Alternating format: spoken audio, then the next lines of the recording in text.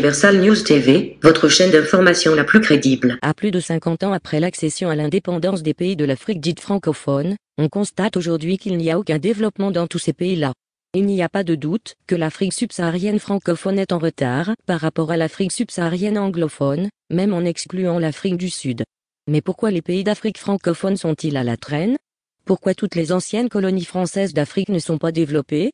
Suivons maintenant l'analyse de notre invité, qui est sur le plateau de DBS, la télévision panafricaine. Suivons. Un peu plus d'un demi-siècle après les indépendances, l'Afrique affiche deux tableaux. D'un côté, on a des pays qui ont émergé, dont l'indice de développement humain explose tous les records. Oui, des pays dont les promesses au départ des indépendances ont porté les fruits, des fruits beaux, de beaux fruits, de beaux et de grands fruits. De notre côté, on a un tableau tout différent, un tableau à faire pleurer. Des pays qui, eux aussi, ont des compétences, ont des facilités. On dirait des pays qui sont même bénis par la nature, qui tardent encore à prendre leur envol. On parle bien évidemment de la carte géographique, économique et politique des pays d'Afrique qui ont été longtemps colonisés mais qui ont finalement accédé à leur autonomie, à leur souveraineté. Vous l'aurez remarqué sans doute, sans trop forcer, qu'on parle bien des pays qui ont été colonisés par la France et des autres.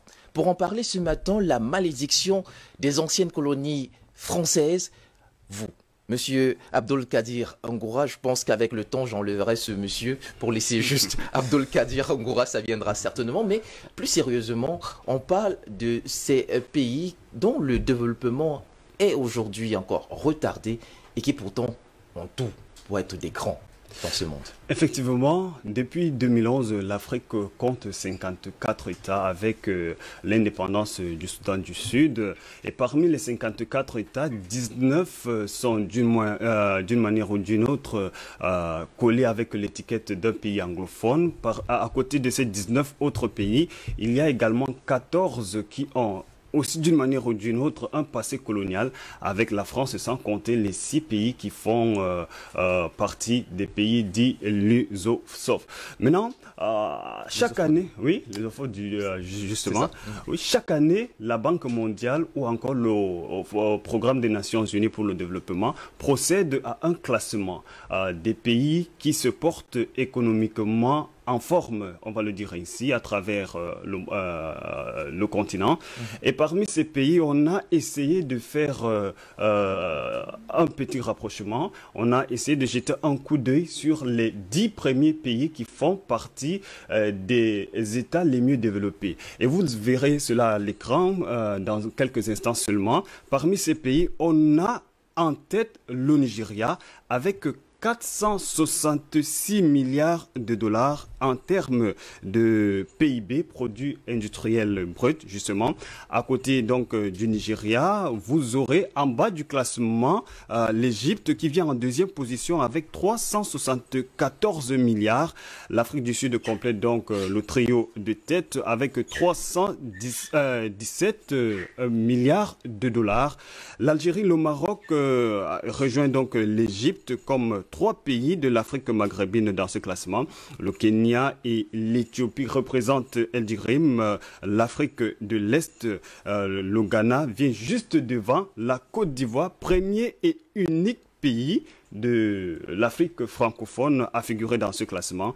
Enfin, l'Angola complète donc le tableau avec un produit industriel brut estimé à 6,7 milliards de dollars. On va donc dire que ce classement obéit à un certain nombre de critères qu'on a mentionné, l'indice de développement humain, qui prend ici en compte le produit intérieur brut, qui prend également la santé de la population et l'éducation. Ça, c'est en ce qui concerne le classement selon le Programme des Nations Unies pour le développement. La Banque mondiale, quant à elle, met l'accent uniquement sur la croissance. Que ce soit ces deux éléments, on comprend que l'Afrique francophone n'est pas la mieux lotie. Malheureusement. Et comment comprendre donc quelles sont les raisons qui peuvent expliquer que l'Afrique francophone soit la moins bien lotie au rendez-vous de l'émergence, une émergence que la nature lui a peut-être prédisposée avec toutes ses richesses. Car avec vous, justement, on étudiera quelques cas patents qui sont, selon l'expression consacrée, des scandales géologique en matière de richesse. On reviendra là-dessus. Mais peut-être avant, vous avez donné le classement de 2021. Il faut préciser justement que les années antérieures n'ont pas été meilleures. Toujours dans ce classement, en 2019 par exemple, juste 3 pays francophones de la zone francophone étaient dans le top 10 de ces pays les mieux développés. En 2018, c'était 4 pays. Donc, plus on monte, moins il y a de pays, moins il y a des pays, francophones. Oui, alors, dans ce classement. On explique justement de ce constat si clair, ce postulat de départ, les pays francophones sont les moins bien représentés dans cette liste. Effectivement, puisque quand on jette un coup d'œil dans ce classement, on constate qu'il y a une forte domination des États anglophones.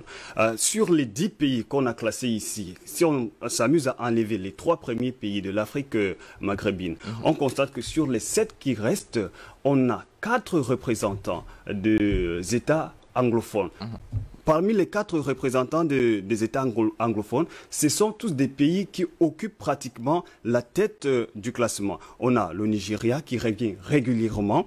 On a l'Afrique du Sud. Les 2 pays disputent la vedette presque tous les ans.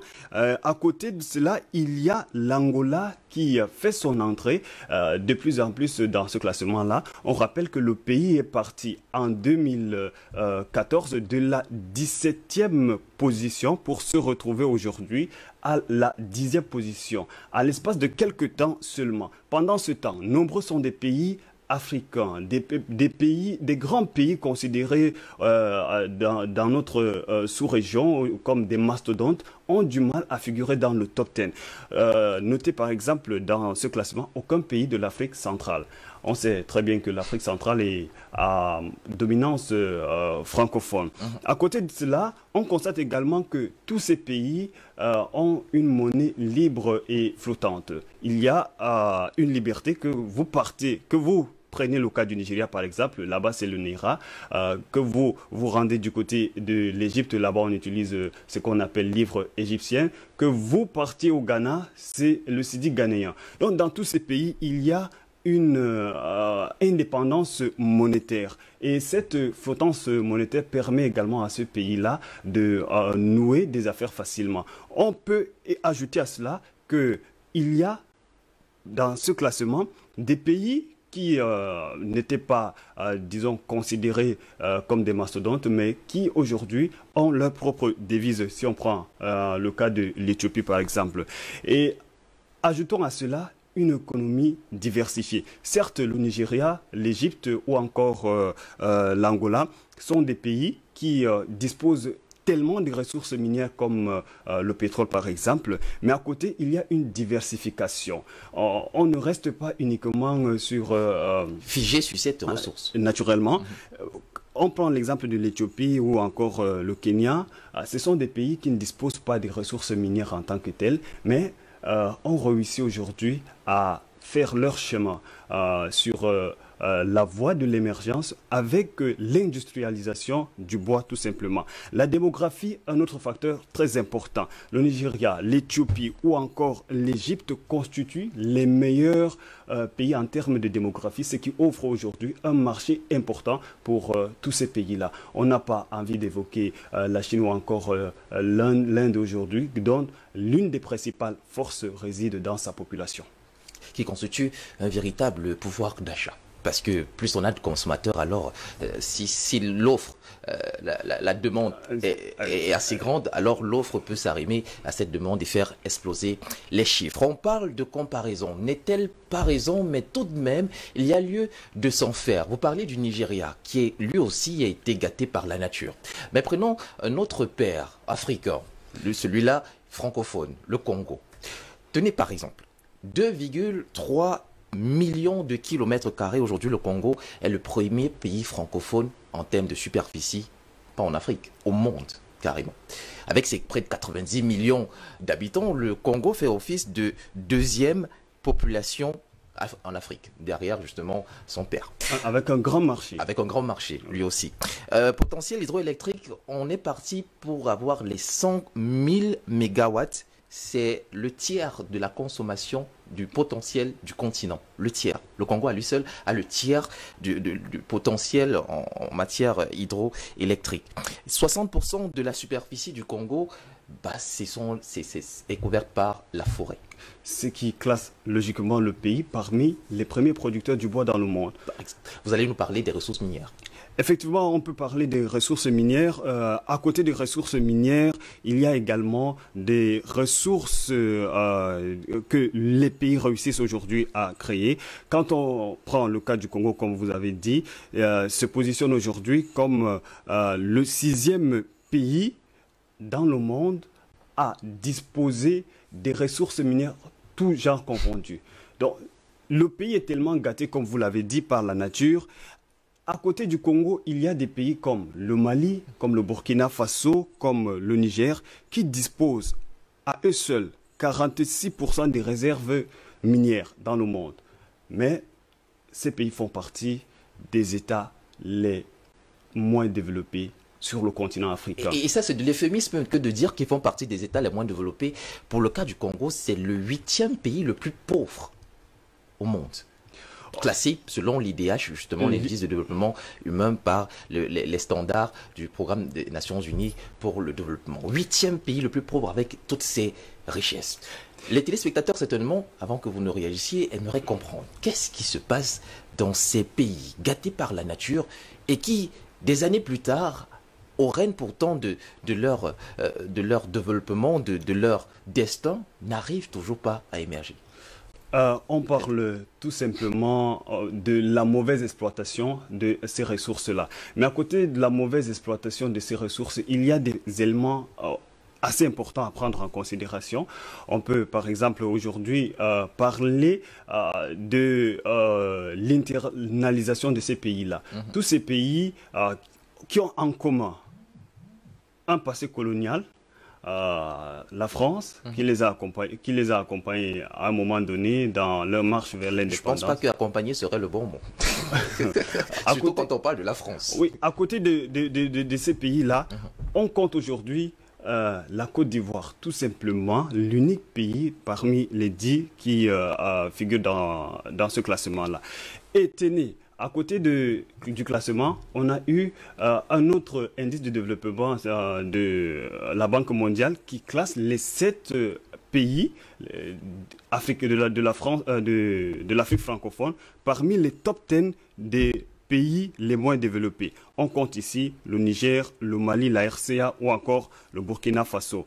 On peut prendre comme raison les conflits qui plombent tous ces pays-là. On sait que sur 10 pays africains qui ont à un moment donné eu à avoir des conflits dans leur histoire, 7 font partie des pays francophones. On a la RDC qui a fait pratiquement toute une décennie de crise et jusque-là, ils ont encore des difficultés à se retirer. La Côte d'Ivoire, qui aujourd'hui est considérée comme le premier pays producteur du cacao dans le monde, avait également connu toute une décennie, de 2000 jusqu'en 2010, une crise liée à, disons, à l'élection présidentielle. À côté de ces multiples crises, il y a l'alternance politique. Les pays les moins développés qu'on a cités ici, paradoxalement, ce sont des pays où l'alternance politique n'est pas la chose la mieux partagée.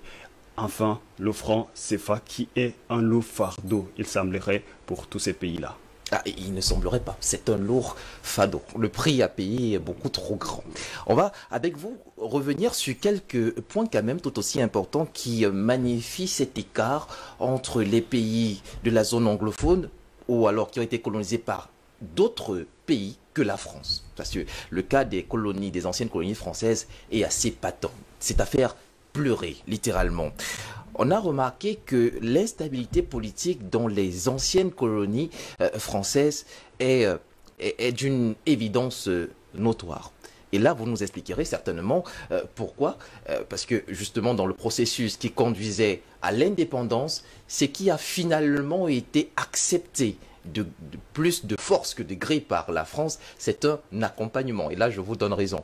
Parce que dans les anciennes colonies françaises, justement, le système imposé était centralisé de telle enseigne qu'aucune des institutions de l'époque ne pouvait se prévaloir d'une quelconque souveraineté pour prendre les rênes après. Oui, on nous a surtout parlé si les anglophones ont toujours parlé de l'indirect rule, du côté de la France, on a toujours parlé de l'accompagnement, c'était une maîtrise. Et si vous vous amusez à faire ce constat-là, tous les pays de l'Afrique francophone, c'est comme si on les a distribué l'indépendance à un moment donné, entre 1960 et 1961, tous ces pays-là ont réussi à accéder à l'indépendance. Par contre, les pays qu'on a fait mention ici, les pays de la zone anglophone, ce sont des pays qui ont bénéficié à un moment de l'accompagnement dans le bon sens. On les a donc laissé faire, on les a accompagnés. Et dans tous ces pays, il y a ce qu'on appelle la libéralisation. La libéralisation est une réalité dans tous les pays de l'Afrique anglophone qu'on a listé ici. À côté de la libéralisation, il y a la fluctuation des fonds. Ça va, comment on peut expliquer ça? Ça va des firmes internationales à la population en prenant en compte l'État. Par contre, dans les pays francophones qu'on a listés ici, la fluctuation des fonds n'est pas la chose la mieux donnée à toute la population. Donc, c'est autant de raisons qui font aujourd'hui que les pays de l'Afrique francophone sont bien partis pour rester dans le sous-développement. Malheureusement, il plane comme une sorte d'anathème justement sur ces pays dont le passé colonial français continue à faire des ravages. On va prendre un exemple pour appuyer ce que vous disiez en matière d'indirect rule imposé par le colonisateur anglais, en l'occurrence, avec le cas de la première puissance économique africaine, le Nigeria. Le Nigeria qui est un protectorat du Royaume-Uni en 1886 et qui plus tard deviendra en 1914, voilà, une colonie anglaise. On va remarquer que le système imposé par le Nigeria, qui finalement accède à son indépendance le 1er octobre 1960 et 3 ans plus tard devient une république, a été littéralement facilité justement par le Royaume-Uni. A contrario, pratiquement tous les pays de l'Afrique francophone ont lutté pour avoir leur indépendance. Et pour le cas patent, on va prendre le cas du Cameroun avec les résistants tels que Omniobé qui par deux fois est allé à l'ONU réclamer ce qui était dû de droit au Cameroun et qui s'est vu froidement assassiné justement par l'empire colonial français d'alors qui lui reprochait son trop fervent nationalisme. Donc c'est une preuve que le système politique d'alors imposé par la France n'était pas propice justement à cette indépendance. Un pays qui n'est pas indépendant et qui n'est pas souverain peut difficilement se développer. Logiquement, tout réside dans la liberté d'agir. On nous fait comprendre que les pays dont vous venez de faire mention ont eu de la peine à se positionner lors de la période de l'indépendance. On a pris l'exemple du Cameroun, mais le Cameroun n'est pas un cas isolé. Bien sûr. À côté du Cameroun, il y a des pays comme le Mali, il y a des pays comme la République centrafricaine, il y a également le Sénégal, où à un moment donné, on se demandait si ce n'était pas une partie de la France juste représentée en Afrique. Par contre, dans les pays anglophones, on a vu des pays qui ont réussi à arracher leur indépendance, je vais même dire plutôt à bénéficier de leur indépendance très tôt. C'est le cas du Ghana par exemple, dès 1957, était déjà dans une position d'agir librement avec Kwame Nkrumah qui a même eu l'ingénieuse idée de parler du panafricanisme. Donc, c'est cette question de développement à double sens a également un passé colonial. À côté des passés politiques et économiques qu'on a mentionnés, il y a la culture qui compte et l'histoire politique ou encore l'histoire coloniale. Voilà.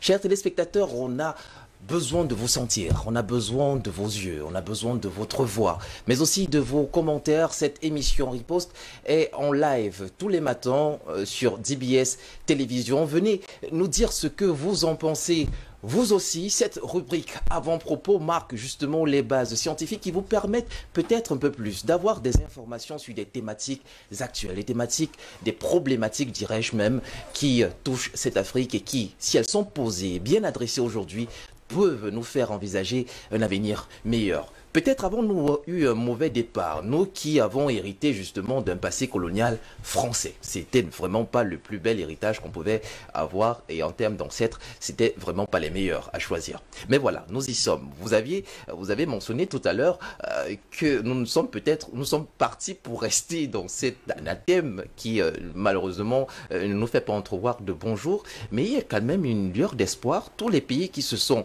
débarrassés, éloignés de la France de quelque manière que ce soit aujourd'hui sont des pays en voie de développement. On se rappelle fort à propos de la guerre d'Algérie où les Algériens ont pris les armes pour dire non à la France et l'Algérie justement fait partie des deux pays du Maghreb qui figurent pratiquement toujours dans le top 10 des pays en voie de développement. Il y a également le Rwanda, bien que qu'il ne fait pas partie des colonies françaises, mais n'est pas très loin de là, puisque c'est une colonie belge à un moment donné, mais qui a réussi à se débarrasser du joug colonial. Aujourd'hui, le Rwanda figure également parmi les top 15 des pays les mieux développés en Afrique. Donc, ne soyez pas surpris dans 1 ou 2 ans de voir le Rwanda également intégrer la shortlist des 10 pays les mieux développés. Ce que vous dites ici, c'est il est fort opportun de le relever. En s'éloignant et en prenant la bonne gouvernance, il y a lieu d'y croire. La Côte d'Ivoire, par exemple, c'est un pays à colonie française, mais qui a réussi aujourd'hui à se faire une place dans le top 10 des pays les mieux développés en Afrique. Le top 10 des pays les mieux développés en Afrique, on reviendra certainement sur le cas de la Côte d'Ivoire qui malheureusement ne fait pas office de bon exemple en matière de panafricanisme et de libération de la France. On en parlera cette fois-là avec des preuves tangibles, scientifiques et surtout que vous pouvez mettre à l'épreuve de l'épreuve. Justement. Alors, le sujet de ce matin, c'est les colonies françaises, la malédiction des anciennes colonies françaises. Jusqu'ici, pour récapituler, on a fait un constat. Les pays qui ont eu pour colonisateur la France plus de 50 ans après les indépendances restent à mijoter leur grain. Le développement n'a pas pris ou alors n'a pas encore pris. On attend encore que ces sarments annoncés d'hier produisent les fruits escomptés. L'attente est pourtant longue. De l'autre côté, justement, de l'Afrique, on a un tableau un peu plus reluisant. Des pays qui ont été colonisés soit par la Grande-Bretagne ou autres sont plutôt en plein essor et leur indice de développement humain ne cesse de grimper. Concernant les causes, justement, ce passé colonial français dans la politique imposée à leur colonie, une politique qui maintenait justement ces colonies sous le joug de la puissance coloniale avec un pouvoir centralisé.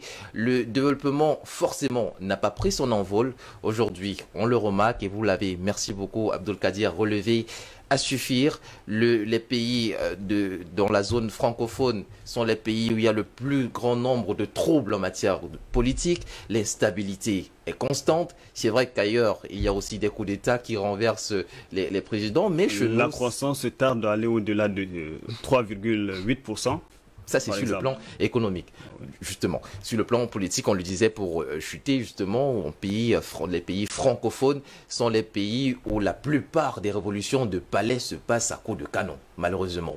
Et sur le plan économique, on ne peut pas faire, on peut pas en dire mieux, justement. Il continue à mijoter dans cette pauvreté, ce manque de développement qui enrage les vrais Africains. Malheureusement, aujourd'hui, l'actualité nous montre que ce dont vous soulignez ici est d'une réalité implacable, que nous comptions parmi les 14 pays qui font partie des anciennes colonies françaises. Ces 14 pays, pratiquement 9 ont connu des troubles dans les révolutions du palais, comme vous l'avez souligné. Et aucune des 14 colonies ne figure dans le top 10 des classements. du classement. Si c'est pas terrible ça, Allez, ce sujet était à l'ordre du jour d'un débat sur DBS Matin, édition du 6 juillet 2021. Et on vous propose d'en écouter encore un extrait, un rappel mémoire. Les panélistes étaient alors le professeur Jean-Paul Bellec, monsieur Anatole Haïssi Vianney. On vous propose d'écouter cet extrait et on se retrouve juste derrière. C'est justement la réalisation pour cet élément. Vous aviez là Ousmane Sonko qui parle haut et fort. Aucune colonie française n'a développé un conseil excessif. C'est notre grande interrogation de ce mardi matin. Yannick Eldion, bonjour, bienvenue à vous. Bonjour Steve, bonjour le monde, bonjour l'Afrique, bonjour le Cameroun. Bienvenue à vous. Merci. Yannick Eldion, vous attendez, vous êtes là. Et bien sûr, le panel est complet. Albert Anatole ici, je vais me tourner vers vous. Dans les propos d'Ousmane Sonko, qui était à la presse le 2 juillet dernier, il précise haut et fort qu'à l'intérieur justement du Sénégal, et on le sait, c'est un secret de polichinelle, à l'intérieur de nos pays africains, on a des incapables, des incompétents et des personnes qui ne sont pas patriotes du tout. On a souvent tendance à pointer le doigt accusateur sur la France, mais on ne va pas également oublier qu'ils sont nombreux, les Africains, qui travaillent comme s'ils étaient justement des fonctionnaires de la France. Écoutez, je pense que dans le propos qui nous a été proposé par la réalisation, dans le propos, n'est-ce pas, de Ousmane Sonko, il y a deux constantes qui se dégagent. La première constante, n'est-ce pas, elle est de l'ordre de la gouvernance. De l'autre côté, il y a une autre constante qui est de l'ordre historique, c'est-à-dire de ce que je pourrais appeler du système. Le système que nous condamnons, parce que nous condamnons tous, que nous décrions tous, dont nous tous les jours d'ailleurs. Tous les méfaits d'ailleurs, dans le cadre de diverses tribunes, et particulièrement dans le cadre de cette tribune. Et la dernière fois, nous avons tenu une émission là-dedans, je crois que ça concerne toujours le Sénégal, et nous avons justement indiqué que Ousmane Sonko, il est opposant, mais en plus d'être opposant, il est anti-système. Nous avons donc là, justement, l'illustration de cela. En réalité, je pense que pour répondre à votre question, il faut aller chercher dans ce que Passion a l'habitude d'appeler le contentieux historique. Le contentieux historique. Ce fameux contentieux historique qui est entouré de pactes coloniaux, qui consacre l'exploitation de manière exclusive, nos ressources naturelles, le sous-sol et le sol, et tout ce que cela comporte, qui consacre à la fois de manière exclusive et inclusive, pratiquement, n'est-ce pas, nos réserves d'échange dans la banque centrale du côté de Paris. Du côté de Paris. La monnaie qui est entre les mains de Paris. Les accords de défense, les accords de coopération, les accords commerciaux, tout ce qui la comporte. C'est là qu'il faut aller dans ce système-là. Donc, lorsque je parle du système, ça me renvoie, ça me permet également de revenir, comme dans mes habitudes, j'aime toujours puiser soit dans les éléments factuels historiques. Est-ce que la France est sur le continent africain pour développer ses anciennes colonies? Non, ce n'est pas son rôle. Je voudrais aller, je crois, au Mali, en 1968. Lorsque le président Sékou Touré décide de s'affranchir de la tutelle française, la tutelle de Le Gaulle, à l'époque, eh bien, pour lui, il est question justement que les Africains vivent peut-être dans la pauvreté, mais dans la dignité et dans la liberté, que de vivre dans l'opulence, mais dans l'esclavage. Alors, M. de Gaulle a pris une graine, il a pris une mouche, j'allais dire. Il a décidé donc de démanteler les bases françaises qui étaient du côté du Mali, et de ramener à la maison, de rappeler à la maison ces milliers de soldats. Et comme conséquence de cette affaire-là, au moment où les troupes françaises partent, De Gaulle décide, à travers ses soldats, de détruire toutes les infrastructures socio-économiques qui avaient été construites par la France. Eh bien, toutes les infrastructures socio-économiques qui avaient été construites, c'est-à-dire les écoles, les hôpitaux, les ponts, les routes, toutes les infrastructures, l'administration, tout, je dis bien tout. Et enterrer le reste. J'ai bien tout. Même le matériel militaire, ils ont détruit. C'est-à-dire le matériel qu'ils ne pouvaient pas transporter pour rentrer à la maison, ils ont détruit et enterré, enfoui dans le sol. Et enfoui. Donc vous voyez donc quel type de coopération nous pouvons avoir avec ces gens d'individus. Le même scénario s'est produit au Cameroun, c'est-à-dire au moment où la France part avec l'arrivée des Allemands, la France détruit toutes les infrastructures socio-économiques de la même manière que... J'ai fait le cas du Côté du Mali. Voilà. Je voudrais également prendre tout récemment, lorsqu'il s'agit de DIT, qui était une excroissance du groupe Bolloré au Cameroun, pris des bagages, il a été question qu'il prit des bagages, parce que son contrat de concession était arrivé à terme. Oui. Mais qu'est-ce qu'ils ont fait? Mais ils ont saboté le logiciel, le système d'exploitation du terminal conteneur. Et ils sont partis avec dans leur poche des milliards de contribuables camerounais, plus de 25 milliards. Mais comme cela ne suffisait pas, mais ils ont quand même le culot, l'audace et la prétention de poursuivre en justice le port autonome de Douala-Bonabéry, qui est leur tutelle. Et vous avez donc une justice camerounaise qui est en train de vouloir leur donner raison. Alors qu'il est question de nationaliser toutes les entreprises camerounaises. Mais écoutez, la France n'est pas en Afrique pour le développement des États africains. Aucun pays au monde, il n'y a même pas que la France, aucun pays au monde n'est pas là pour développer le continent. Pour aider un pays quelconque à se développer. Non. Ils sont là pour leurs intérêts. Et la France le fait de manière sauvage, il faut utiliser des termes comme ça, n'ayons pas peur des propos. Il utilise de manière sauvage et égoïste, puisque la contrepartie n'y est pas. Vous avez le rail camerounais qui a été attribué à une entreprise française, une multinationale française, qui est portée par Paris. Je n'ai pas dit l'Élysée. Mais qu'est-ce qu'ils ont fait? Qu'est-ce qu'elle a fait du rail camerounais?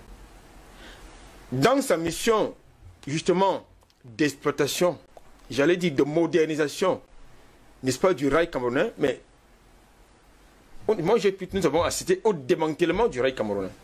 C'est-à-dire les réseaux ferroviaires que le Cameroun a trouvé a été démantelé totalement. Pour ne rester qu'avec le réseau qui lui permet de ne pas de renflouer les caisses. C'est ça la réalité. Donc, je pense que de ce point de vue, sur le plan historique, Ousmane Sonko a tellement raison. Maintenant, sur le factuel, c'était ce qu'est Polichinelle. Je prends également un autre élément factuel. Tout récemment, lors de l'élection présidentielle du côté du Niger, il y a un candidat qui est dans l'entre-deux tours. Et allé à Paris. Mohamed Bazoum. Et allé à Paris, oui, accompagné, n'est-ce pas, de son parent, Ibrahim Boubacar fait allégeance à Jean-Yves Le Drian. Non, Albert Anatola ici. À Jean-Yves Le Drian. Non, j'aime prendre les éléments factuels. Il ne faut pas que les gens disent que nous sommes excessifs sans avoir les éléments d'analyse et de compréhension. Oui. Lorsque j'ai pris cela, ça veut dire que nous avons là des ingérences. Et ce n'est pas seulement de ce côté-là. Ça se passe du côté du Gabon, ça s'est passé du côté du Côte d'Ivoire, ça s'est passé du côté du Tchad. Ça a été convoqué dans cet élément-là par Ousmane Sonko. Oui. Ça se passe partout ailleurs où Paris estime qu'il a son mot à dire dans nos affaires internes. C'est-à-dire que c'est lui-même, c'est Paris qui décide combien d'enfants vous devez faire à votre enfant, combien de bébés vous devez faire à votre enfant, par exemple. Oui. Par exemple, ils le disent d'ailleurs, ils ont déclaré au fort au Niger que les femmes nigériennes accouchent beaucoup. Voilà, c'est-à-dire que c'est Paris qui décide combien d'enfants vous devez faire à votre épouse. Mais attendez un peu. Mais lorsque l'Italie leur rappelle quand même que ils sont en train de mater les gilets jaunes, cette république, prétendument la République des droits de l'homme, qui sont en train de justement violer les libertés fondamentales des citoyens, ils accusent l'Italie d'ingérence, n'est-ce pas? Mais je crois nous avons donc un gros problème. Nous sommes parfaitement d'accord et l'argumentaire, les propos de Ousmane Sonko s'inscrivent justement dans la dynamique panafricaniste, c'est-à-dire l'Afrique aux Africains. Parce que Emmanuel Macron et les autres, en tout cas c'est lui qui va le succéder, il est élu par les Français pour justement protéger les Français, pour protéger les intérêts de la France. Oui. Il n'est pas élu par les Africains. Donc, je ne sais au nom de quoi ces gens se pavanent sur le territoire africain pour nous donner des injonctions, à nos chefs d'État. Et même ceux qui prétendent être des opposants, mais ils s'inscrivent dans le même système. C'est-à-dire qu'ils vont à Paris, ils vont à Washington, ils vont à Bruxelles, ils vont au Royaume-Uni pour aller prendre, n'est-ce pas, le mandat présidentiel. L'adoubement. Pour venir. Non, le mandat, parce que l'adoubement, c'est peu dire. Ils vont prendre le mandat présidentiel parce que sans Paris et les loges maçonniques, ils ne peuvent pas avoir une lisibilité dans le propre espace. Donc, je crois que de ce point de vue, il faut donc changer absolument de manière radicale. Je suis d'accord avec Ousmane Sonko. De manière radicale, il faut changer de paradigme, il faut une rupture totale et brutale. Je pense que, là où je ne suis pas d'accord avec lui, c'est qu'ils disent que nous n'avons pas un problème avec la France, mais nous avons un très gros problème avec la France. Nous avons un très gros problème avec la France. On ne peut pas dire que nous n'avons pas un problème avec la France. Bon, je comprends qu'il est un homme politique, mais nous avons un gros problème avec la France. Nous avons un très gros problème avec la France. Mais attendez, lorsque vous avez un pays qui tient entre vos mains, c'est la monnaie, votre monnaie, qui tient entre vos mains la souveraineté politique, la souveraineté économique, mais vous voulez dire que ce n'est pas un problème pour vous? Mais c'est un très gros problème. Lorsque vous avez un pays qui vous pille, n'est-ce pas, sans aucune contrepartie, et vous avez même ces multinationales qui ont la liberté, n'est-ce pas, de manquer de respect à nos concitoyens qu'ils emploient dans leur comptoir, ça nous pose quand même un problème. Et vous dites que ce pays-là n'est pas un problème pour nous, c'est un gros problème. Donc, pour terminer, pour cette première prise de parole, je pense que lorsque nous faisons le constat, il est clair. Il faut déjà se mettre à l'idée que un pays qui soit, même du continent africain ou d'ailleurs, n'a pas vocation à développer un autre. Nous sommes dans une dynamique de relations soit multilatérales, soit bilatérales, où vous avez les intérêts qui sont sur la table. 50-50, vous faites du 50-50. Qui sont mis sur la table. Oui. Mais sauf que n'est-ce pas, dans le chemin, même dans le chemin de 50-50, Paris vous dit non. Paris est dans le chemin de 99,99%. Voilà. Du 100 et du 0, parce que 99 même c'est beaucoup donné. Merci messieurs. Docteur Jean-Paul Mbelek, je vais me tourner vers vous. Vous avez suivi également Ousmane Sonko qui était justement face à la presse le 2 juillet dernier. Il déclare haut et fort que l'Afrique n'a rien à faire, la France n'a rien à faire en Afrique et qu'il est temps que la France nous foute la paix et qu'elle enlève son genou de notre cou. Votre réaction? Oui, bon, son discours est complaisant pour moi. Donc désolé. Je vais vous décevoir pour ceux qui pensaient que ça va être un chant concordant pour tout le monde ce matin. Pour moi, c'est un monsieur qui est juste... Je parle de ce discours-là. Hein. Oui. Je ne parle pas de son action politique avant, après... Bon. On vous suit. On parle de ce discours-là. C'est un discours complaisant. Et trois autres prétendent que c'est un homme, parce que c'est un homme politique. Non. Nous avons des hommes politiques ici parmi nous. Le président Badakel est un homme politique. Il ne tient pas des discours complaisants comme ça. Donc vous, sans avoir réfléchi surtout, vous trouvez que c'est un discours complaisant. Colonisateur, que je n'ai pas réfléchi, qui a dit ça? Donc vous, quand vous regardez, vous dites juste que c'est un discours complaisant. Mais je n'ai pas réfléchi pour dire ça. J'ai réfléchi, non? Ah d'accord. Allez, vous allez nous dire. Bien sûr, parce que je réfléchis. Si je ne réfléchis pas, ça a tendance à... Bon, il parle contre la France, mais si je réfléchis justement, je trouve que c'est complaisant. Et puis c'est mensonger. Mais en fait, plus que mensonger, il manque de culture. C'est un manque de culture politique même. Oui. Et moi, je ne suis pas politicien, je suis physicien. Comment c'est que j'en sais plus que lui? Parce que là, moi, je vois plutôt un manque de culture. Surtout que ce monsieur, un peu comme Sarkozy, qui va à l'université Cheikh Anta Diop et ose dire à l'université Cheikh Anta Diop que les Africains n'ont pas... Ils ne sont pas entrés dans l'histoire. Ils sont entrés dans l'histoire. Oui. Lui, c'est un Sénégalais, non? Oui. Son discours n'a pas tenu au Sénégal. Lui, il a tenu au Sénégal. Oui. Cheikh Anta Diop, c'est pas un Sénégalais. C'est un Sénégalais. Il ne connaît pas lui de Cheikh Anta Diop. Il ne connaît pas Cheikh Anta Diop. Il n'a pas un peu regardé Cheikh Anta Diop en tant que politicien. On ne devrait pas être un digne politicien sénégalais si on ne connaît pas à minima l'œuvre de Cheikh Anta Diop. Je dis un Sénégalais qui prétend libérer le Sénégal du joug colonial, qu'il soit français ou autre, doit connaître à minima l'œuvre de Cheikh Anta Diop. Alors ce monsieur, je peux l'aider, hein, s'il veut. Jean-Paul Mbelek n'est pas prétentieux, je suis vrai, direct. Et en plus, je ne tiens pas à vivre l'esclavage. Si d'autres aiment l'esclavage, moi je ne l'aime pas. Malheureusement, je suis né parmi ce peuple-là. Et étant partie de ce peuple et que je n'aime pas l'esclavage, je dois accélérer le processus. Donc, moi, je vais lui donner un... Donc, ce n'est pas la prétention. Il peut prendre des cours online avec moi. Ce serait déjà un bon début pour lui. Venons au sujet. Je suis sur le sujet. Oui, venons sur le sujet. Ça devient une habitude. Je suis sur le sujet. Oui, je suis pas un imbécile. Je suis sur le sujet. Voilà. Peut-être que tu ne comprends pas bien ce que je vais dire, mais je dis que je suis sur le sujet. Voilà. Alors, c'est donc qu'est-ce que je fais là? Voilà. Alors, donc, c'est un problème d'analyse mathématique. Quand on dit déjà que aucune colonie française, c'est ça, hein, François? Oui. C'est bien ce que j'ai bien entendu. Ok, le Cameroun est une colonie française, le Sénégal même donc est une colonie française. Il accepte déjà le fait que c'est une colonie française. Mais non, c'est pas comme ça que... Il y a eu un fait. On dit vous êtes indépendant. Donc si tu veux contester ce fait avec la parole, tu ne dois pas commencer par dire que tu es une colonie. Tu dois commencer par dire, mais je suis indépendant, qu'est-ce que tu fais chez moi? Sinon il y a contradiction. Si tu es colonie, le monsieur, il a le droit de continuer à exercer son pouvoir. Et c'est ce qu'il fait. Donc déjà, il y a un problème là dans la conjugaison là. Il n'y a pas de colonie française. C'est simplement que les États africains contemporains ne sont pas développés. Quels qu'ils soient, y compris le Nigeria. Y compris le Nigeria, qui est la plus grande puissance économique d'Afrique. Parce que si le Niger était vraiment développé, le Cameroun serait tiré vers le haut. Et même, la politique nigériane ne fait pas fait de corruption. Il n'y aurait pas Boko Haram. Est-ce qu'il y a Boko Haram en France?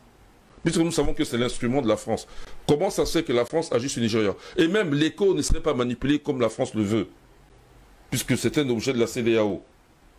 Alors, le Niger est une grande puissance. Si vraiment elle était si développée, la France ne pèserait pas autant sur son propre territoire, son précaré. En fait, la CEDEAO, c'est le précaré du Nigeria, dans ce cas-là. Comment ça se fait que ça reste le précaré de la France? Vous voyez? Donc, non, le discours n'est pas cohérent. Il n'est pas juste ou il n'est pas cohérent? Il aurait fallu qu'il Il n'est pas cohérent, parce que c'est un mélange de il est un homme politique, il n'est pas physicien. Là aussi, il faut le comprendre. Il est africain, non? Oui, il est africain. Ok, le règne de l'Afrique, c'est Mahat. La mahatocratie. Tu connais? C'est pas la démocratie. De toute façon, moi, je suis contre la démocratie. Hein. Tout le monde est contre la démocratie. Bon, moi, voilà. le premier. Donc, y a pas, puisque, non, nous, on n'est pas dans le mensonge. Ce n'est pas le pouvoir du peuple. Le peuple ne règne pas. Où? Dans ce monde, le peuple règne. Non. Nous voulons le pouvoir de principe. Et ce principe, c'est Mahat. Et dans Mahat, il y a la vérité. Tu n'as pas à mentir à ton peuple. Nous sommes des gens dignes. Quand nous parlons face au monde, nous disons la vérité. On n'a pas peur de la dire. Oui. L'homme politique dont tu veux parler, là, c'est l'homme politique formaté à la française, à l'occidentale. Oui. Ok. Alors, dans ce cas, qui ne viennent pas nous parler, parce que nous, on veut l'émancipation.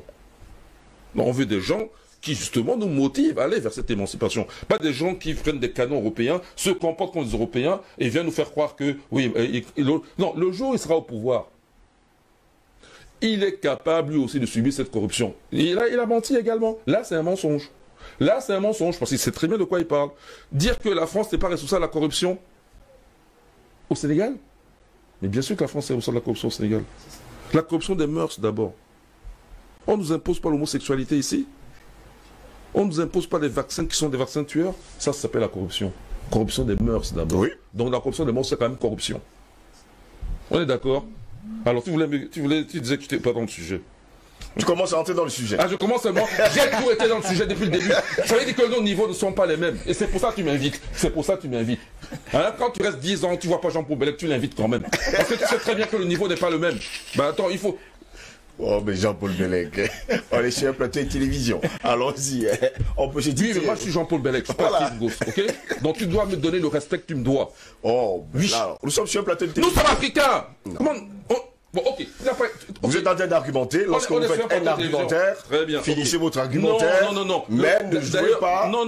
Les personnes qui ont tout. Non. Je ne faites pas ça. Je ne joue rien du tout. Vous êtes sur un plateau de télévision. Vous devez respecter également les personnes qui vous écoutent et les personnes qui sont sur le plateau. Non, je sais de quoi je parle. Tu ne peux pas faire semblant. Moi, je sais de quoi je parle. Et les téléspectateurs comprendront très bien. Je dis, je ne joue pas. Je vis. Quoi, tu me dis, je joue? Je ne joue pas. Je ne suis pas un gamin. J'ai 3 enfants. Non, je joue. Je ne suis pas un gamin. Je vis. Et je dis que nos questions sont vitales. Demain, il n'y a pas une campagne de vaccination qui commence ici au Cameroun. Continuez à rigoler. Il n'y a pas une campagne qui commence ici au Cameroun que l'État a lancée. Ça, c'est pas la corruption. C'est parce qu'il y a les 180 milliards détournés qu'ils veulent faire semblant de faire des vaccins. Et apparemment, ils ont déjà vacciné, je vous ai écouté ce matin, 4000 personnes à l'Est. C'est ce qu'ils disent. Mais c'est la tuerie. Donc ces gens-là, ça ne les fait pas peur d'être exposés plus tard à la Cour pénale internationale, puisqu'ils travaillent pour ces talmudistes, comme moi je les appelle. Ils n'ont pas peur de ça. Donc il peut toujours aller vers le vaccin, mais il sera jugé par le peuple. Et c'est le langage de la vérité qui fera qu'il sera jugé. C'est le langage de la vérité. Si on est dans le langage du mensonge, du politique et tout, comme ça soit à l'occidental, il va y échapper. Je parle de ce ministre et tous ses sbires et ceux qui l'accompagnent. Non. Ce sont des crimes commis contre l'Afrique. Pour 10 000 raisons. Oui. Alors, commençons par la monnaie, le franc CFA. Comment ça se fait que on continue à utiliser une monnaie qui est censée avoir cessé d'exister depuis le 25 décembre dernier 2020? Oui. Eh bien, comment ça se fait qu'on continue à utiliser cette monnaie? Et tout le monde l'utilise sans problème. C'est que ça ne nous gêne pas de vivre dans la contradiction. Or, je te le dis, tu penses que je suis pas dans le sujet. Nous, le plus important pour nous, c'est que nous sommes africains. Parce que la plupart du temps, on l'oublie et on ne le vit pas en tant que tel, même sur le continent africain. Déjà, je vois dans mon environnement, par rapport à quand j'étais plus jeune, combien parlent leur langue. On entend français, anglais. Mais dans ma jeunesse à moi, c'était nos langues qu'on entendait. Dans toutes ces régions, c'est le bassa qu'on parlait. On dit Douala, mais c'était essentiellement le bassa qu'on parlait ici. Quelle que soit l'origine de la personne, on parlait bassa ici. Dans la rue, c'est le bassa, tu entendais. Moi, j'entends plus parler, les gens parler bassa. Je vais au marché, c'est le français, l'anglais. T'entends rien d'autre, hein, essentiellement. Donc, il faut comprendre que nous sommes des Africains. Et en tant qu'Africains, nous sommes dans le sillage, c'est pour se retrouver de la vérité. Alors, de quelle vérité s'agit-il? Quand tu es dans la vérité, tu ne supportes pas la contradiction, surtout qu'elle est mathématique. Comment on peut utiliser le CFA alors qu'il est censé ne plus être en fonction? Cette façon de vivre cette contradiction, c'est nier son identité d'Africain. Autre chose, la malconnaissance de l'histoire. Je vous signale que la côte est africaine, côte Swahili, dont l'extension va même jusqu'en Arabie. Parce qu'il y a une présence africaine en Arabie. Je ne parle pas des Noirs à l'origine, des Noirs d'origine en Arabie. Je parle d'une présence africaine, à savoir le pouvoir éthiopien régnait sur l'Arabie, le sud de l'Arabie. Voilà. Donc, le pouvoir éthiopien, sa succession sur le plan économique, c'est la situation swahili. Toute la côte est africaine, jusqu'au nord de Mozambique, même à l'intérieur de terre à Zimbabwe. Ces gens-là contrôlaient le cours de l'or en Europe. Ces gens-là maîtrisaient des routes commerciales. Et je vais chuter là-dessus, parce que c'est que tu n'attends que ça. Non. Je vous donne la parole, vous avez la parole. Je vais chuter pour te faire plaisir. Il y a d'autres tours, il y a un deuxième tour, non? Oui. Ok. Donc je suis pas si j'aime parler. Je essaie de donner des éléments. Et puis je vais laisser les gens le temps d'y réfléchir. Toi aussi. Alors, l'autre chose, c'est la monnaie. On délègue le pouvoir de frapper la monnaie aux Français parce que nous ne sommes pas compétents. En fait, je parle de l'idée validée par les accords juste un peu avant l'indépendance. Non. Oui. Parce que ça a été qu'en 1945, on n'était pas indépendant, c'est Français et Français. Oui, mais après, il y a eu les accords. Là. Par exemple, quand Croizat dit que la terre, le sous-sol leur appartient, ça fait partie des accords. C'est le pacte colonial. Voilà. Voilà, le pacte colonial. Alors, sauf que... Et quand on le fait, par exemple, ici au Cameroun, Aïdjo le signe, parce qu'il pense qu'on n'a pas les compétences. Steve, la monnaie française, si on veut pousser dans le temps, frappée en France, c'est 14e siècle. Philippe le Bel. Oui. Il l'appelle le franc. 1300 et des poussières, 14e siècle. La première monnaie. Après l'Antiquité, parce que si je remonte à l'Antiquité, je vais te exposer. Si je remonte, on va comparer les Égyptiens, anciens et les Grecs. Non. Je reste après l'Antiquité. Oui. Voilà. Première monnaie frappée ici en Afrique que nous avons, ce sont les monnaies swahili. Et elles remontent en Afrique noire. Hein. Oui. Elles remontent au 5e siècle après Jésus-Christ. 6e siècle, c'est 500 des poussières, donc il faut toujours ajouter 6e siècle. La différence entre 6e et 14e, c'est 800 ans environ. Donc les Africains de ces régions-là, qui ont même contrôlé le cours de l'or en Europe, ont frappé la monnaie. Et ces monnaies existent en pagaille, parfois on les vend aux enchères. Même tu vas en Sicile, tu les trouves, parce qu'elles sont particulières, elles sont reconnaissables, ces monnaies. Ok? C'est pas une ou deux qui traînent par là, c'est des dizaines de milliers de monnaies swahili qui sont encore existantes. Hein? Ils ont frappé ces monnaies, donc il y a 800 ans qui séparent là. Ils maîtrisaient, ils fabriquaient leur monnaie, ils maîtrisaient le commerce au lointain. Comment ça se fait que plus tard, on dit on n'a pas les compétences pour gérer la monnaie? Mais c'est une honte. On devrait avoir honte pour changer. Merci, Dr Jean-Paul Bellec, pour cette première prise de parole. Je vais me tourner vers vous, hein, Vianney Keldjon. Gagné Keldjon, jusqu'à preuve du contraire, Ousmane Sonko a précisé également un autre pan sur le continent africain et surtout de la France. Il parle de l'hypocrisie de la France, son double langage, une justice 2 poids, 2 mesures, et que pour lui, jusqu'à preuve du contraire, la France devrait laisser les Africains tranquilles. Steve, j'ai envie de dire ce matin que c'est une habitude chez les Français, donc ça n'a pas commencé maintenant. Et Ousmane Sonko ne fait que réaffirmer ce que tout le monde ou presque connaît déjà. Oui. Donc, ce matin, je crois que vous avez remarqué ma mine grave parce que je suis arrivé sur le plateau et le sujet ce matin me tient énormément à cœur, surtout parce que là, on parle du développement du peuple africain. Oui. Et qui dit développement dit bien vivre, dit mieux vivre, dit vivre décemment.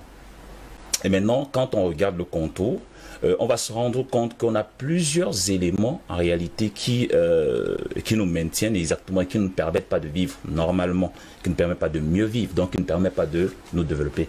C'est le cas du franc CFA que souligne le docteur Belé il y a un instant. Justement, c'est le premier élément même d'asservissement, c'est ce franc CFA là. Vous ne pouvez pas dire déjà que non, vous n'avez pas de souveraineté monétaire. Et vous pensez mieux vivre, vous ne pouvez pas. Parce qu'en ce moment, lorsque vous voulez faire les échanges avec l'extérieur, il y a toujours une personne qui vous sert donc de relais, qui vous sert donc de pont, de transition.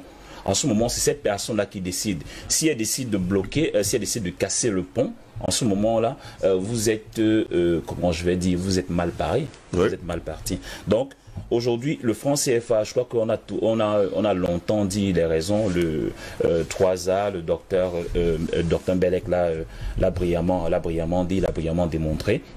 Donc le franc CFA n'est qu'un outil d'asservissement. Avec le franc CFA, on ne va jamais se développer. Je me souviens encore d'une fois, ici, mon copanéliste parlait donc justement du développement, parce que le développement passe aussi par la sécurisation même des biens des personnes et des biens. Et qui dit sécurisation des personnes et des biens parle donc de l'armée. Et il faut donc renforcer donc des éléments sécuritaires. Donc forcément, il faut acheter donc du matériel. Et alors, lorsque le Cameroun décide, ou du moins l'Afrique centrale en particulier, le Cameroun plus en particulier, lorsque vous décidez donc maintenant de vouloir vous armer, ou du moins ça fait de sécuriser votre territoire, il y a toujours donc du moins des Français, ou du moins ça fait ceux qui gèrent la monnaie, parce que ce sont les Français, ils vous diront, bah écoutez, voilà, ils vous trouveront une raison, l'une plus forte que l'autre, et ils vous diront que exactement vous ne pourrez pas. Parce qu'ils savent exactement que là...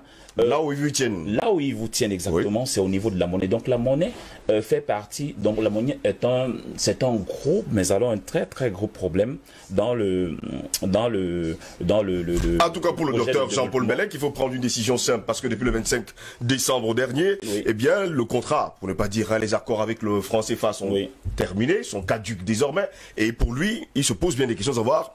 Qu'attendent justement les pays africains pour en sortir rapidement? On est là dans un cas de figure qui est encore plus étonnant que les précédents. Oui. On a une monnaie qui a expiré.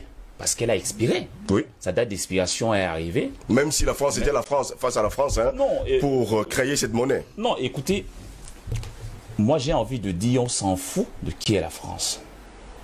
Le problème maintenant, c'est nous. Qu'est-ce que nous nous faisons? Qu'est-ce que nous faisons maintenant pour prendre maintenant notre destin en main? Parce que là, on a un cas qui est patent. La monnaie, du moins le franc CFA, est arrivé à expiration. Aucune communication dessus. Qu'est-ce qu'on fait? On va de quel côté? On rebat nous-mêmes les cartes. Qu'est-ce qu'on fait?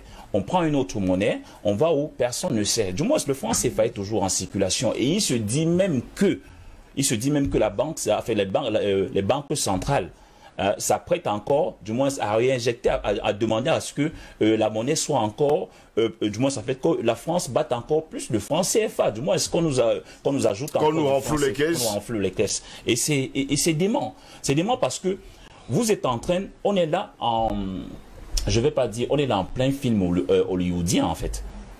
Vous avez des gens qui considèrent que là en ce moment il faut toujours utiliser quelque chose qui est arrivé à cher. C'est comme si vous étiez en train de consommer une boîte de lait par exemple qui est périmée. La suite c'est quoi? La suite c'est l'indigestion. La suite c'est la maladie. Et on est surpris qu'on n'arrive toujours pas à faire les choses comme il faut. Donc la question du franc CFA, c'est une question qui ne peut être dépassée ou bien ignorée lorsqu'on parle du développement du peuple africain. Maintenant, lorsqu'on rentre un peu dans l'histoire, parce que justement, 3 a convoqué les accords coloniaux. Les accords coloniaux. Et je me souviens d'une des phrases du président Houphouët-Boigny, de mémoire, et qui disait si nous n'offrons pas, la France n'a pas de richesse, la France n'a pas de matières premières. Le sol donc français, il est pauvre. Les Français sont nos partenaires. Si nous ne leur offrons pas, nous avons les richesses, nous avons tout ce qu'il faut. Si nous ne leur offrons pas ces richesses-là, les Français vont mourir. Il a dit de manière claire, les Français vont mourir. Donc, le président Houphouët-Boigny a continué en disant ceci, c'est que aujourd'hui donc, il faut que nous offrions du travail aux Français via nos matières premières pour qu'aujourd'hui eux aussi nous aident à nous développer. Ils nous aident à nous développer. Bon, peut-être que je vois un peu 3A hocher un peu de la tête, mais... Ils ne peuvent pas nous aider à nous développer, c'est ce que 3A va vous dire, non, clairement aussi. Justement, j'en viens. C'est là où est la fourberie. Parce que, justement, dès le départ, on a loupé le coche. Parce qu'on a pensé que les Français viendraient nous aider à nous développer. L'Africain, dans son désir de mieux accueillir, dans son désir de mieux partager, parce que, disons-le, l'Africain est accueillant. L'Africain aime partager. L'Africain aime rester avec l'autre comme son frère. Tout le monde qui arrive d'ailleurs, c'est connu. Donc, je pense que le président Houphouët-Boigny était dans cette lancée-là, dans la lancée de l'Africain qui est accueillant, qui est, du moins, c'est mon analyse. Pour bon nombre d'Africains, c'est un traître, hein. Il faut bien préciser que je pense que et pour certains, même il n'entrera pas dans l'histoire. C'était un Français. Je ne veux pas. D'ailleurs, vous allez comprendre ma chute. Allons-y rapidement. Très rapidement. Donc, je ne dédouane pas le président Houphouët-Boigny. Je dis juste que le président Boigny, à mon sens, il a été trompé. Non. Il a voulu jouer donc je peux dire de son africanité et d'être un peu plus accueillant. Et là, maintenant, il s'est rendu compte par la suite que il a été floué. Les Français ne venaient pas là pour le développer parce qu'on a encore évoqué un certain nombre de choses. Aujourd'hui, lorsque vous avez des Français qui font un certain nombre d'éléments, et qu'est-ce qu'ils font? C'est qu'en partant, ils détruisent tout. Donc, en réalité, ils ne veulent pas effectuer un transfert de technologie pour que vous puissiez vous développer. Parce qu'ils savent que lorsque vous êtes développé, en ce moment-là, vous ne pourrez plus tendre la main. Je chute donc en disant que moi, je pense que le président Houphouët-Boigny a été trompé. Et je pense justement que ces accords post-coloniaux-là, du moins, visaient effectivement à ce que, du moins, tels qu'ils ont été couchés, oui, visaient à ce que l'Afrique, du moins, se bénéficie, du moins, je peux dire, de l'intelligence ou bien de la progression de la France. Et jusqu'aujourd'hui, la France, par contre, a été bandite, a été criminelle. Merci, Vianney Keljon. Il y a Albert Anatola ici qui veut réagir rapidement. Oui, parce qu'il y a également Omer qui a la parole, hein, monsieur. Non, enfin, il faut indiquer absolument que Vianney, que Houphouët-Boigny a trahi l'idéologie panafricaniste. Parce qu'il fait partie des premiers précurseurs des luttes de libération sur le continent africain. C'est une histoire qui doit être enseignée en notre jeunesse. Ouais. Comme vous êtes. Il ne faut pas que ce soit dévoyé. Parce que si ce n'est pas bien dit, c'est ça l'histoire de l'école qui sera ancienne en notre jeunesse et ça va être dévoyé à nouveau. Houphouët-Boigny est l'un des précurseurs du mouvement panafricaniste, c'est-à-dire la lutte de libération du continent. Il a choisi son camp. Il a choisi d'être ministre de chez De Gaulle. Il a signé les accords de CRS qui consacraient l'exploitation exclusive, n'est-ce pas, de la zone sahélienne. C'est la même chose. Écoutez, un leader politique a une idéologie.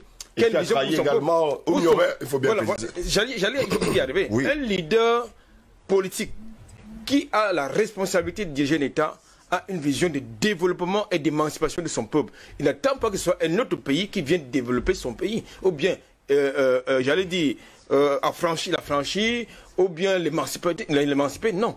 C'est cette vision que Oumyobé aussi et les autres avaient pour le Cameroun d'une manière générale. C'est la même vision que porter. C'est la même vision que justement Lumumba va porter pour le continent africain. C'est la même vision que Samora Machel, par exemple, portait pour le oui, bien sûr. Ça, c'était une idéologie panafricaniste. Et puis vous le dire, Félix Houphouët-Boigny n'est pas quelqu'un qu'on doit enseigner nos enfants. C'est pas dans l'histoire doit être enseigné aux enfants. C'est quand même un peu dur, hein, Albert Anatola ici. Omer Seda, je vais me tourner vers vous. Omer, jusqu'à peu de contrat, le docteur Jean-Paul Belek trouve que Ousmane Sonko, qui déclare aucune colonie française n'est développée, il ne devait pas utiliser le mot ancienne colonie ou encore aucune colonie. C'est comme si on était encore dans la colonie. Pour quelqu'un qui a besoin de défendre le Sénégal et surtout de défendre l'Afrique, il aurait plutôt utilisé des pays indépendants comme nous autres. On n'a pas besoin de l'Afrique, on n'a pas besoin de la France. Je pense qu'il est important déjà d'établir un distinguo entre la France politique et la France comme peuple. Oui. Lorsque je l'ai dit, lui-même, Ousmane Sonko l'a précisé. Lorsque je l'ai dit, ça me permet de rappeler que nous avons des amis français. Ils sont nombreux d'ailleurs. Hein. Très nombreux. Qui sont d'accord avec notre combat. Avec qui nous avons de très bonnes relations. Oui.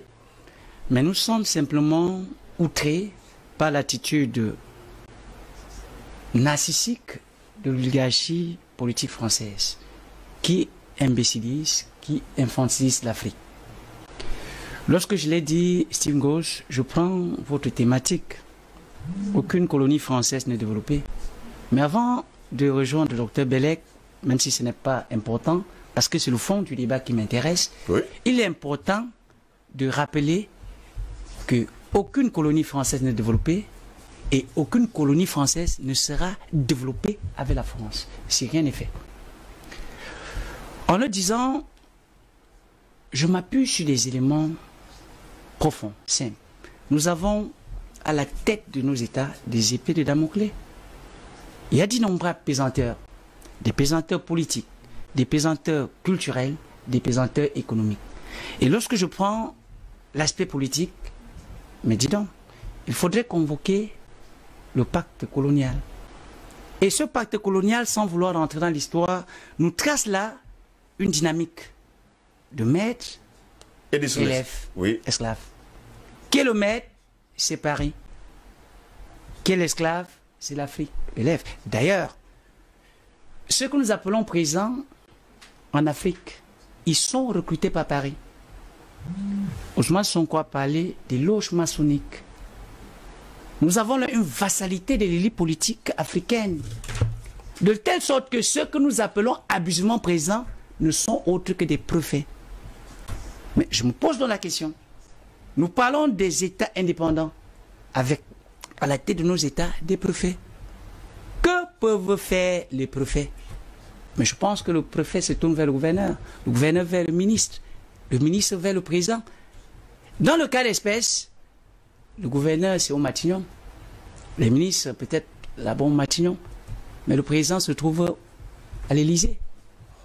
Chez nous donc, nous avons tout à la tête de nos États, sauf des présidents. Ça, j'insiste là-dessus. À côté de cette dimension historique, je ne voudrais pas tellement insister là-dessus. Je voudrais rappeler qu'il y a des accords. Lorsque nous parlons de la coopération militaire, ce n'est pas un jeu de hasard si nous avons la présence redondante des bases militaires françaises sur le sol africain. Je pense donc qu'il va falloir revenir justement sur ce thème, hein, les 11 accords signés par la France et sans oublier les pays africains. On parle bien sûr de l'Afrique francophone. Ils sont d'ailleurs nombreux, ces 11 accords. On en a parlé d'ailleurs au cours d'un débat ici. Et nous allons y revenir pour continuer à sensibiliser les Africains. Exactement, Steve Gauche. Avec ces 11 accords, nous allons comprendre que nous sommes là dans une dynamique qui consiste à asphyxier politiquement les États africains. Vous nous donnez l'opportunité de nous préparer pour expliquer au peuple d'Afrique les chaînes qui empêchent le véritable décollage de l'Afrique parce que nous parlons de développement. Mais je vais rapidement parler là d'une autre forme de pesanteur qui me préoccupe personnellement, sur le plan culturel. Nous sommes tous sauf des peuples qui pensent. Et un peuple qui pense par rapport à la culture de l'autre, quel développement peut-il envisager? Quels sont les contenus des programmes que nous enseignons à nos enfants? Quels sont les prénoms que nous donnons à nos enfants? Nos enfants grandissent dans une sphère psychologique qui les prépare à être français. Qu'est-ce qu'ils lisent? Madame Bovary. Ça fait de telle sorte que il n'est pas évident d'envisager un monde de développement quand déjà nos propres enfants, sur le plan éducationnel, sont construits, sont fabriqués pour être le relais d'une domination qui s'étale sur d'autres aspects. Mais lorsque je prends le dernier point, Mais là, ça devient suicidaire. L'aspect économique. Mais Steve Gauss, les États d'Afrique sont des comptoirs de la France. Des comptoirs commerciaux. Des comptoirs coloniaux. Coloniaux. Mais les États africains sont dans une posture d'état de consommation et non de production. On exporte le cacao, on importe les plaquettes de chocolat. Du mauvais chocolat. On exporte le bois, on importe les bûchettes d'allumettes. Et sans oublier la sciure. Mais c'est à dessein. Il faut bien préciser la sciure. C'est à dessein. C'est pour dire systématiquement que lorsque nos ports ne nous appartiennent pas, mais M. Boulou sait quelque chose. Quel développement est-il envisageable? Et comme si cela ne suffisait pas, nous avons là les francs de colonie française d'Afrique. Mais cette monnaie de singe, c'est la plus grande bombe. Je parlerai là d'une bombe systématique qui ne peut permettre le moins de soupçon de développement des États africains. Quelqu'un d'autre dirait que c'est un crime contre l'humanité. Mais c'est pire qu'un crime. Moi je dis bien, il faudrait, si la langue française était nôtre, aller chercher au-delà des crimes pour pouvoir définir cet enfermement, cet asservissement cynique des pays africains dans cette monnaie satanique, entre guillemets. Permettez-moi l'expression. Quand je parle de monnaie satanique, ça veut simplement dire les pays africains, les ex-colonies françaises, qui sont producteurs de richesses, mais sur le marché mondial, ils ne sont pas connus. Ils ne vendent rien. Qui vend? C'est la France. Pourquoi est-ce que c'est la France qui vend? Parce que la France tient la monnaie. Elle tient les États africains à travers cette monnaie. Et si nous convoquons les faits historiques, Joseph Singos, la Banque centrale, le Trésor français, nous avons là, dans le compte d'opération, quasiment 60% des richesses africaines, des réserves africaines qui sont contenues dans le Trésor français. Et depuis pratiquement un peu plus d'un demi-siècle. Quel développement est-il envisageable? Si celui qu'on appelle président, c'est un préfet. Et un préfet qui est contrôlé, je dis bien qui est contrôlé sur le plan physique et métaphysique. La franc-maçonnerie, ce n'est pas une blague. Je ne voudrais pas rentrer dans une dimension de débat spirituel ou ésotérique, mais je veux simplement dire, nous prenons cela pour une blague, mais la plaie est profonde. Parce que quand nous voyons ce que nous appelons présents aller en France pleurer, aller en France s'humilier, ce n'est pas parce que ces gens veulent, c'est parce qu'ils sont tenus, c'est parce qu'ils sont contrôlés. Et ils sont prisonniers d'eux-mêmes. S'ils sont prisonniers déjà d'eux-mêmes, à plus forte raison nous autres, que peuvent-ils faire donc pour nous? Vous convenez avec moi que c'est plus facile d'aller pleurer les morts à Paris que de pleurer les morts sur le continent africain.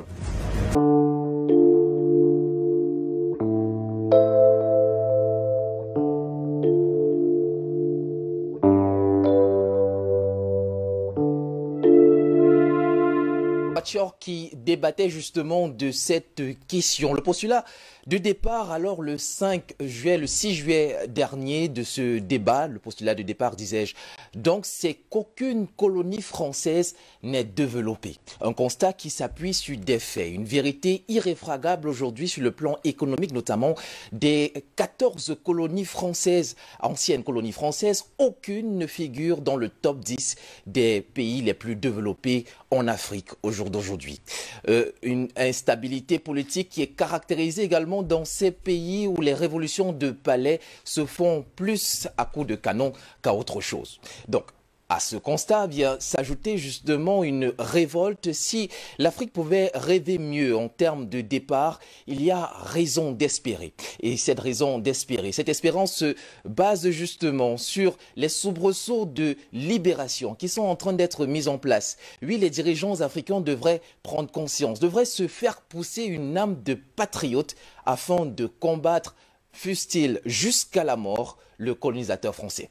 Mais encore, sur le plan économique, on l'aura bien compris à l'issue de ces débats, le franc CFA qui plombe toute velléité de développement devrait être tout simplement écarté. Cela se fera, car avec le franc CFA, on l'a compris, rien de grand ne pourra se faire dans tous ces pays qui l'utilisent encore. La monnaie qui est l'une des pièces maîtresses, qui insuffle justement ce souffle nouveau aux autres économies, notamment les économies qui ont eu pour colonisateur l'Angleterre, chacune d'elles ayant sa monnaie à elle, peut se prévaloir d'un développement un peu plus grand. Il faut rappeler que l'Afrique occupe une place importante dans le paysage mondial. Courtisée pour ses matières premières, elle fait l'objet des sollicitudes des grandes puissances pour accélérer leur industrialisation et leur développement. Ici, Christine Muriel, pour Universal News TV. Merci de suivre Universal News TV sur YouTube. Nous vous rassurons que les informations que nous diffusons au quotidien sont suffisamment crédibles. Alors, n'hésitez pas à liker la vidéo si elle vous plaît, et si vous êtes nouveau sur la chaîne. N'oubliez pas de vous abonner et d'activer la cloche de notification pour ne pas rater nos prochaines vidéos.